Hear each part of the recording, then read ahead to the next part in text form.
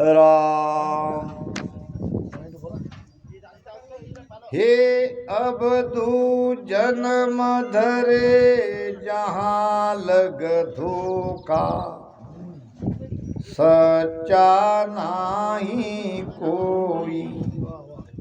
देता देता सब दे चुके, तब खत फाटे सोई। खत नाम, खत किसको कहते? कागज को। हाँ, खत नाम कागज। खत लिखते थे ना पहले, पोस्ट कार्ड, ये खत ही तो है। अब कौन सा खत? हमारे कर्म का खत। उसमें हमारे कर्म लिखे हैं।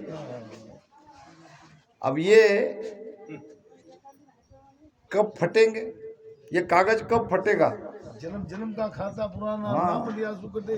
महाराज कहते हैं, जे जे कर्म किया ते भाई, जे जे कर्म किया ते भाई, से सब लिखिया कागदा माई, से सब लिखिया कागदा माई।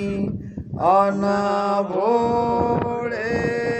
कोई कौन जाई, अनभोले कोई कौन जाई। देखो, कर्म का और जन्म का क्या संबंध है? कर्म किसको कहते हैं? मन वचन शरीर द्वारा होने वाली क्रिया, ये कर्म है।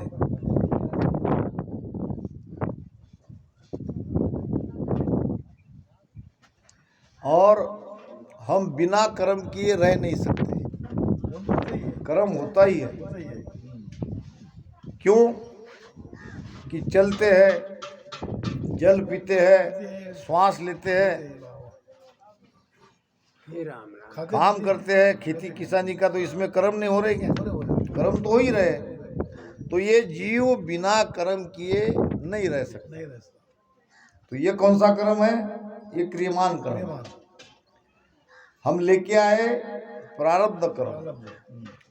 प्रारब्ध में जो होगा वो होकर रहेगा। भजन से प्रारब्ध कर्म कटता नहीं है। भजन से कटता नहीं है, बिल्कुल कटता नहीं है प्रारब्ध। भजन से केवल संचित कर्म कटता है। संचित कर्म के लिए ही भजन कर रहे हैं। प्रारब्ध कर्म भोग के मिटाना पड़ता है। क्रियमान कर्म न करने से ये बात नहीं होते। ये बात प्रारब्धिक बात वो महाराज ने बोले थे। हाँ, भजन से प्रारब्ध कटता है। ना ना ना ना, भजन से संचित करता है। किशन महाराज सत्संग में, हाँ। नहीं, देखो, हम अभी रामसनी बने हैं, हम भजन कर रहे हैं। हमारे साथ जो जो होने वाला है वो क्या नहीं हो रहा है? वो तो हो ही रहा है। इतना है कि प्रारब्ध भुगतने में आसानी होती है, ये जरूर है। दो मित्र थे, एक आस्तिक एक नास्तिक। कर्म का सिद्धांत समझने के लिए आपको ये प्रमाण बहुत उपयोगी सिद्ध होगा। आस्तिक गुरुमुखी था, नास्तिक को ये झंझट से कोई मतलब नहीं था, बेमुख था वो। मगर दोनों जोरदार मित्र थे। एक साथ रहते थे, उठना बैठना खाना पीना सब साथ में रहते थे। मगर जो गुरुमुखी था, जिसने गुरु बनाया था, वो बहुत परेशान रहता था। हाँ, क्यों?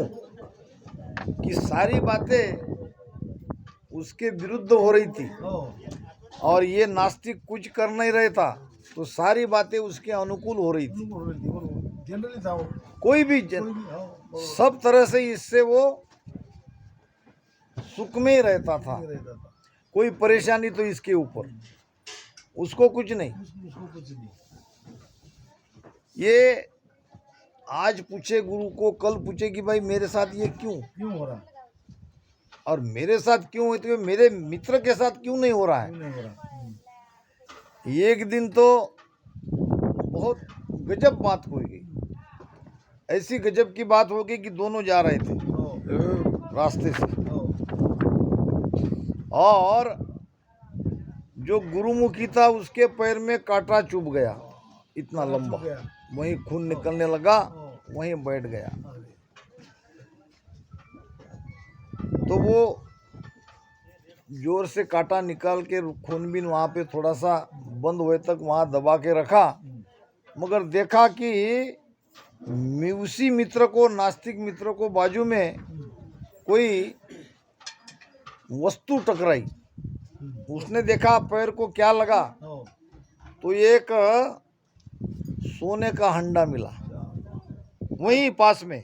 काटा वाले कांटा की जगह दोनों साथ में जा रहे थे, इसके पैर को सोने का हंडा लगा तो इसके पैर को, काटा अब तो बहुत हो गया, अब तो गुरुजी को पूछना ही पड़ेगा, नहीं पड़ेगा नहीं तो नास्तिक अच्छा, हो ना भक्ति करके क्या फायदा, मेरे लिए काटा और उसके लिए वहीं पी वही भी ठंडा हंडा सोने का। जाके गुरु महाराज के दर्शन किए और फिर सत्संग होने के बाद रुका, गुरु महाराज को पूछा, गुरु महाराज आज तक जो भी हुआ मैं सब सहता आया, हो मगर मेरे ही साथ ऐसा क्यों, मैं तो गुरुमुखी हूँ, पूरी मुखी हूँ मैं तो आपकी आज्ञा में रहता हूँ, मैं तो ध्यान सुमिरन करता हूँ, मेरे साथ ऐसा क्यों। क्यों तो गुरु महाराज कहने लगे, बेटा ये सब कर्म का चक्कर है, कर्म का अच्छे करो फिर मेरा ही लिए चक्कर क्यों, मेरे मित्र के लिए क्यों। क्यों नहीं वो तो भजन नहीं करता, सुमिरन नहीं करता, गुरु को नहीं मानता, भगवान को नहीं मानता, उसका अच्छा ही अच्छा हो रहा है सब। आज देखो मुझे कांटा चुभा, उसके सोना मिला, ये कोई बात हुई। तो गुरु महाराज त्रिकाल ज्ञानी थे, अरे वाह बिठाया उसने, देखो बेटा जिस जगह पे तुमको आज कांटा चुभा है हो वहाँ तुम्हारी और भी ज़्यादा कोई तलवार के जैसा, भाले के जैसा आज घाव तुम्हें मिलने वाला था, तुम्हारे प्रारब्ध में लिखा था, मगर ये गुरुमुखी रहने से, सत्संगी रहने से ये भाला जो चुभने वाला है उसके बदले कांटा चुभा।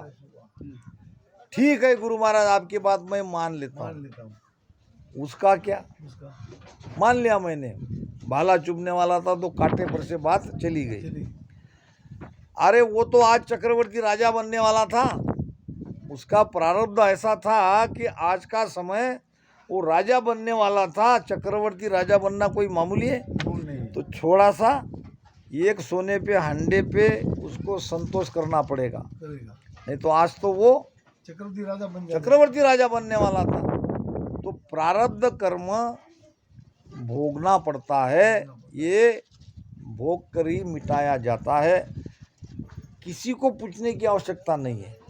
महाराज ने वाणी में बताया है, क्या बताया है, एक साल में निपणा मान एक हजारा, एक साल में निपणा मान एक हजारा, वादनता के कारणे ऐसा बेत बिचारा। किसान का प्रमाण महाराज ने दिया है, 1000 मन अनाज हुआ, हो अब उसकी व्यवस्था उसने अपने लिए कैसी करी हो. सोमण घरे पठाइया 900 रे लारा ताको को में दाविया ऐसा जतन बिचारा। अब ये तो समझ गए, 100 मन घर के लिए खाने के लिए रखा, 900 मन को जमीन के अंदर पेव में डाल दिया, डाल दिया. 1000 का इस तरह से उन्होंने बिजली वाट लगा दिया. पूरी तैयारी कर ली। अब क्या हुआ, धूर आषाढ़ा ओलर्यो बिरखा बोबारी 4 मास भल बरसिया नहीं आँख उघाड़ी। अब क्या हुआ, 4 मास बरसात होने लगी. धूर आषाढ़ो ओल रही, यानी 4 महीने बरसात अखंड होने लगी। धूर आषाढ़ो ओल रियो बिरका बो भारी 4 मास भल बरसिया नहीं आँख उघाड़ी। आपण काचा नहीं आखी वगाड़ा देखो रोज कोनी, 8 दिन में थोड़ी सब पानी ने आँख खोल के देखा ही नहीं। देखा ही नहीं. अब ये क्या है, ये 4 महीना क्या है? 4 महीने भजन ही बिल्कुल, अगर आपको कर्म को काटना है तो आपके घर में बैठो, रामदारा में बैठो, 4 महीना भजन करो। भजन के सिवा कुछ मत करो, देखो कैसे तुम्हारे संचित कटते हैं। 2 जगह वाणी में महाराज बात बताई है 4 महीने की। लच्छीराम बापू हम विचार करते थे कि भाई देखेंगे 4 महीने बैठ के ही देखेंगे, मगर वो करते करते चले गए ऐसे ही।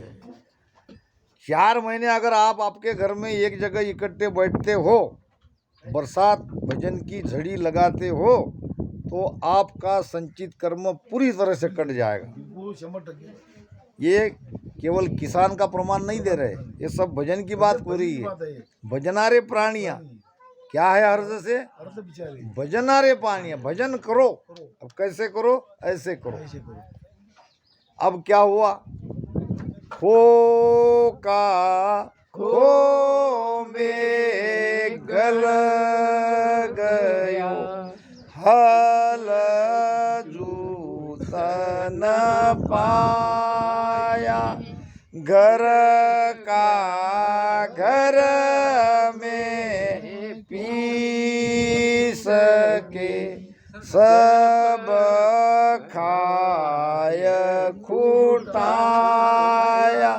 यहाँ आती है कर्म की बात। बात समाप्त. हो इसलिए मैं कहता हूँ कि किसी को पूछने की जरूरत ही नहीं है। मेरे इसके उसके जाए. मैंने पूछने की प्रवचन पे ध्यान देना ही नहीं है। महाराज क्या कहते हैं वो सीधा समझना है।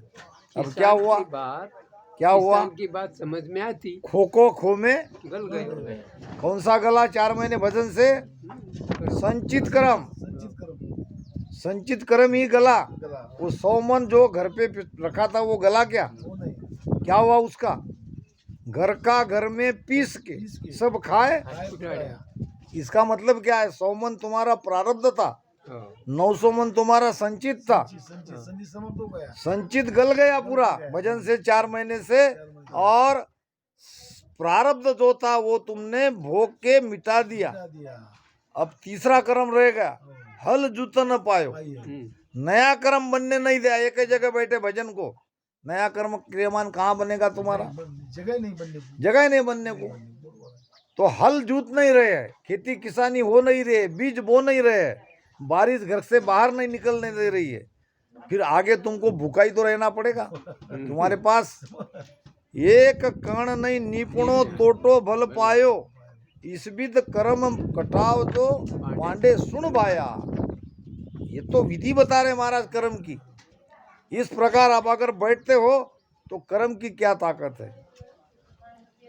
आठ पोहर 64 घड़ी रसना जड़ लागे सुण पांडे सुख राम के तब तीनों भागे।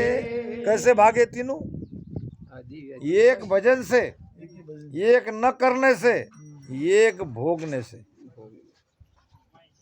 केवल भोगने में थोड़ी आसानी होगी, इससे ज़्यादा कुछ नहीं होगा। अर्जुन के पुत्र थे कौन? अर्जुन के पुत्र अभिमन्यु। अभिमन्यु अभिमन्यु का बेटा कौन था? नहीं पता। राजा परीक्षित। द्वापर युग का अंत हुआ, कलयुग प्रारंभ हुआ। कलयुग का पहला राजा कौन था? राजा परीक्षित। परीक्षित राजा परीक्षित का बेटा था जनमेजय। राजा जनमेजय। राजा जनमेजय ने व्यास मुनि को पूछा। व्यास मुनि जीवित ही थे, हाँ, जिसने महाभारत लिखी है, कि उसने कहा कि भगवान श्री कृष्ण और द्रोणाचार्य, कृपाचार्य, भीष्म, धर्मराज, युधिष्ठिर और आप ऐसे महान ज्ञानी ध्यानी होते हुए भी आपने महाभारत को टाला क्यों नहीं? टाल सकते थे, आप तो विद्वान थे। एक तरफ भगवान थे, एक तरफ भीष्म थे, पितामह भीष्म, जो क्या महान ज्ञानी थे, और इधर द्रोणाचार्य, कृपाचार्य और भी तो ज्ञानी थे, और व्यास। आपके सबके होते हुए भी आपने युद्ध को क्यों नहीं टाला, जबकि आप टाल सकते थे? व्यास ने कहा, बेटा टाल कैसे सकते थे? होनी अटल, अटल थी। होनी अटल है, यानी प्रारब्ध कर्म भुगतना ही पड़ता है। जब जब जो जो होना है वो होकर रहता है। तो रहता है। होनी को बेटा कौन टाल सकता है? इसलिए ये युद्ध हुआ और सब खत्म हो गए। नहीं, ये बात नहीं ठीक लग रही। जनमेजय ने कहा, ये बात तो नहीं पसंद आती। आप टाल सकते थे, आपको टालना चाहिए था। कितनी हानि हुई, कितने लोग मर गए, मर गए। कितनी स्त्रियां विधवा हो गई, वाह, वाह। आपको टालना चाहिए था। बेटा अब हम तो नहीं टाल सके, मगर आप टाल सकते हो तो टाल लो। चलो मैं क्या टालूं? मैं आपके बारे में बताऊंगा, शांति से सुनो। अरब से कोई व्यापारी आएगा, आपको काला घोड़ा इनाम में भेंट देगा, भेज देगा। आपको लेना नहीं है। मैं तो आपको पहले ही सूचना दे रहा हूँ, वो आएगा, आपको लेना ना। तुम लोगे। अब हमको तो तुम युद्ध की बात कर रहे हो, हाँ, मगर मैं तुम्हारे लिए कह रहा हूँ, बहुत छोटी सी बात, तुम नहीं टाल सकते। अच्छा, लोगे तो उसके ऊपर सवार नहीं होना, उस पर बैठना नहीं, फिर भी तुम बैठोगे। मैं तो तुमको सारी बातें पहले ही कह रहा हूँ। हाँ, ये सारी घटना तुम्हारे साथ होने वाली है। अगर तुम टाल सकते हो तो टालो। मैं कहता हूँ कि उस घोड़े पे तुमको बैठना नहीं चाहिए, मगर तुम बैठोगे। बैठोगे तो बैठोगे, दक्षिण दिशा के ओर उसको नहीं ले जाना। वो दक्षिण दिशा की तरफ दक्षिण दिशा में वो तुमको ले जाएगा, जाएगा। तुम रोक नहीं सकते। अच्छा, चले गए तो वहां तुमको सुंदर स्त्री मिलेगी। वो सुंदर स्त्री के तरफ देख के मोहित नहीं हो जाना, तुम होगे। हो गए। अब मोहित हो गए तो हो गए, उससे शादी नहीं करना। तो शादी करनी। शादी करोगे, घर में नहीं लाना तो लाओगे। अब ब्राह्मण भोज होगा तो उसमें बूढ़े ब्राह्मण को बुलाना, मगर तुम जवान को बुलाओगे। अब जवान ब्राह्मण को बुला के फिर तुम्हारी इस नई पत्नी के कहने से उस ब्राह्मण की हत्या करोगे, ब्रह्म हत्या का पाप तुम्हारे सिर पर लगेगा। टालना चाहते हो तो टालो। चलो। ये कहने लगा, गुरुजी इतनी बातें कहने पर कैसे मैं होने दूंगा, मैं बिल्कुल टालूंगा। देखो अगर तुम टाल सकते हो तो मैं मान लूंगा कि भाई हमारी गलती हो गई, हम युद्ध टाल सकते थे मगर हम टाल नहीं पाए। तो हुआ वैसा, अरब से कोई एक आया घोड़ा लेके, बहुत बढ़िया घोड़ा था, उम्दा घोड़ा था, और कहा महाराज तुमको ये मैं उपहार में दे रहा हूँ, भेंट दे रहा हूँ। घोड़ा बहुत बढ़िया था। बात तो याद आ गई व्यास जी की कि घोड़ा नहीं लेना है मगर तुम लोगे, मगर सचमुच घोड़ा लेने लायक ही है। तो घोड़ा को ले लिया। फिर एक दिन मन में आया कि चलो दक्षिण दिशा की ओर नहीं जाना है, 3 दिशा तो खाली है। खाली है। घोड़ा और रोटी और पान तीनों नाश क्यों होते पता है? हमारी माता बहन रोटी करते, अगर उसको घुमाए नहीं तो रोटी जल जाती है। पान को साफ करना पड़ता है, जो नहीं तो पूरे सड़ जाते हैं। और घोड़े को बिठा के नहीं रख सकते, घोड़े को सवार करना पड़ता है, उसको चलाना पड़ता है, नहीं तो घोड़ा अड़ जाता है। मराठी में कहते हैं घोडा अडला भाकरी करपली। हाँ, और पान सडले कशामुळे? न फिरवल्यामुळे। तो राजा को लगा कि दक्षिण दिशा को नहीं ले जाएंगे, 3 दिशा में इसको घुमा के लाते, आज बैठ के देख लेते। घोड़ा बहुत बढ़िया, और राजा भी बहुत बढ़िया घोड़ेसवार था। बहुत आनंद आया, भगाया भगाया भगाया, कब घोड़ा दक्षिण दिशा में चला गया पता ही नहीं चला। पता नहीं चला। पता तो तब चला जब एक रथ पे एक सुंदरी बैठी थी। अब जन्मेजय के समझ में आ गया कि घोड़ा भी मैंने रख लिया, उस पे सवार भी बैठकर भी देख लिया, और दक्षिण दिशा में भी आ गया, अब सुंदरी भी मिल गई। आगे तो 2 ही ऑप्शन है, इससे शादी नहीं करना और इसको रानी नहीं बनाना, पटरानी नहीं बनाना। मगर ऐसा कुछ आकर्षण था उस स्त्री में, शादी किए बगैर नहीं रहा, रानी बना के घर लाया और पटरानी भी बना दिया। चलो एक आखिरी ऑप्शन है, वो नहीं करेंगे, नहीं तो ब्रह्म हत्या का पाप लगना ही लगना है। अब यज्ञ हुआ, यज्ञ में भोजन के लिए ब्राह्मणों को आमंत्रित किया, बूढ़े बूढ़े ब्राह्मण को बुलाया। ये कहने लगी, ये बूढ़े को क्या पूजा में लाते हो, क्या तुमको कोई जवान ब्राह्मण नहीं मिले? अब रानी कहने के बाद क्या है, वो भी पटरानी, ठीक है, ये इन बूढ़े ब्राह्मण को हटाओ, जवान ब्राह्मणों को लाओ। अब जवान ब्राह्मण पूजा करने लगे तो रानी ऊपर से कहने लगी, इनकी नज़र ठीक नहीं है, ठीक नहीं है। ये जो लड़का पूजा पाठ कर रहा है ब्राह्मण का, ये मेरी तरफ देख रहा है। मेरी तरफ देख रहा है। अब राजा का खून खौल उठा, वैसे क्षत्रिय है, और कोई पत्नी के बारे में ऐसा कुछ बुरी नज़र से देखे, तलवार लेके निकला और उसकी गर्दन हो गई ब्रह्म हत्या। अब जब हत्या हो गई तब पता चला, व्यास महाराज के पास भागते भागते आया, महाराज मेरे से ब्रह्म हत्या हो गई, कुछ उपाय करो। बेटा मैंने तुम्हें तो पहले ही बता था, ये होनहार था, होनहार तो होकर रहता है, और तुम मुझे कहते हो कि भाई इतने बड़े विद्वान ज्ञानी ध्यानी रहते हुए महाभारत क्यों हुआ? तो ये जो होनहार है यही प्रारब्ध है, और इससे हम प्रारब्ध कोई चुका नहीं सकता, प्रारब्ध को भोगना ही पड़ता है। तो महाराज कहते हैं, देता देता सब दे चूके तब खट फाटे सोई, यानी कर्म भोगते भोगते पूरा अगर भोग लेंगे तब संचित का खाता तो फट जाएगा, मगर क्रियमान कर्म ये संचित में होंगे।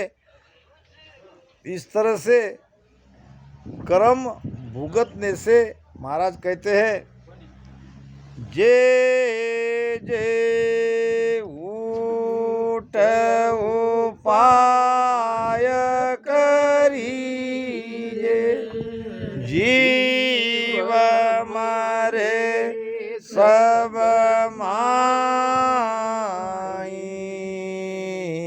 जे जे ओट उपाय करी, जे जीव मरे सब माई,